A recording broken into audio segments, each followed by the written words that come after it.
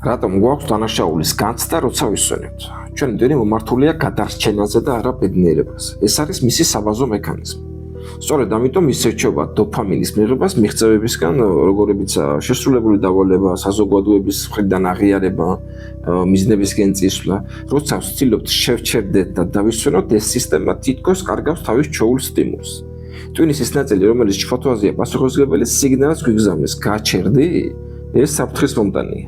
შედეგად გვიპყრობს დანაშაულის განცდა, თითქოს დროს ფუჭად ვკარგავთ, ან რაღაც არასწორს ვაკეთებთ. ისინი, ვინც მუშაობას და მუდმივ სტრესს მიჩოულნი არიან, მოულოდნელად და უსაფრთხოდ დარჩენილი, სიცარიელესა და დისკომფორტს განიცდიან.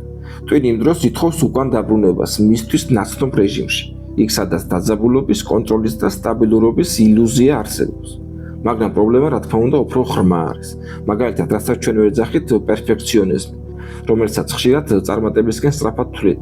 სინამდვილეში კი ეს არის შიში იმის, რომ არ ვიყოთ საკმარისად კარგები. ასეთ მოცემულებაში დასვენება აღიქმება როგორც სისუსტეთ და მარცხი. თუ ბავშვობაში მხოლოდ მიღწევებისთვის გვაქებდნენ, ჩვენ ვსწავლოთ, რომ სიყვარული და აღიარება უნდა დავიმსახუროთ. ამიტომ როცა ვrჩებით მარტო ჩვენს ნამდვილ მესთან, დაღლილთან, დაუხვეწავთან, ბუნებრივთან, ეს შეიძლება შემაშინებელი იყოს. გამოსავალი კი დასვენების ხელახლა აღქმა.